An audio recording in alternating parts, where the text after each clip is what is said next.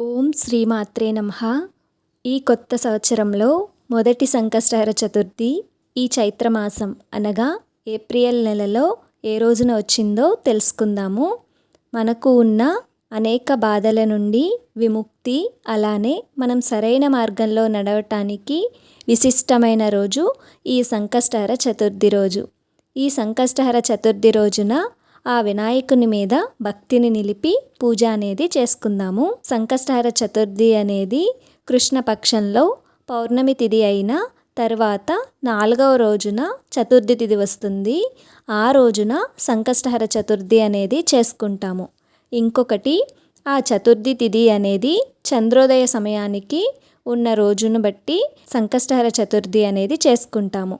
చతుర్థి తిథి అనేది బుధవారము ఉదయం 10:26 వచ్చింది. వచ్చి గురువారము మధ్యాహ్నము 12:03 వరకు ఉంది.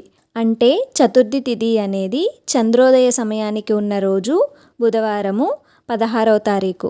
ఆ రోజున సంకష్టహర చతుర్థి వ్రతాన్ని చేసుకోవాలి. ఆ రోజు ఉదయం తలస్నానం చేసి పూజ చేసుకుని ముడుపు కట్టుకోవాలి. ఆ రోజు సాయంత్రమే ఆ ముడుపులోనున్న బియ్యంతో స్వామికి నైవేద్యాన్ని తయారు చేసి వ్రతాన్ని చేసుకోవాలి. అలానే చంద్రునికి అర్ఘ్యాలను కూడా ఇవ్వాలి.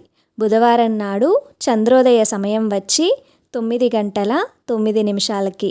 ఈ చంద్రోదయ సమయం అనేది ప్రాంతాన్ని బట్టి మారుతూ ఉంటుంది. అంటే నిమిషాలలోనే మారుతుంది, గంటలలో మార్పు ఉండదు. మీరు ఉన్న ప్రాంతానికి చంద్రోదయ సమయము ఎప్పుడు అని మీరు తెలుసుకోవాలి. మీకు కావాలి అనుకుంటే కామెంట్స్లో అడగండి, తప్పకుండా చెప్తాను. సంకష్టహర చతుర్థి అనేది ఈ కొత్త సంవత్సరంలో మొట్టమొదట చేసుకునే చతుర్థిది. అందరికీ ఆ వినాయకుని ఆశీస్సులు ఉండాలని కోరుకుంటున్నాను. ఏమైనా సందేహాలు ఉంటే తప్పకుండా అడగండి. ఇంకొక విషయము, ముందు నెల సంకష్టహర చతుర్థి అనేది కొంతమందికి ఏ రోజు వచ్చిందో తెలియక వాళ్ళు చేసుకోలేకపోయారు అని కామెంట్స్లో చెప్పారు.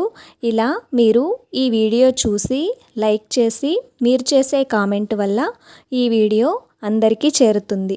సంకష్టహర చతుర్థిని మీతో పాటుగా అందరూ చేసుకుంటారు. ఏమైనా సందేహాలు ఉంటే తప్పకుండా అడగండి. ఓం శ్రీమాత్రే నమః.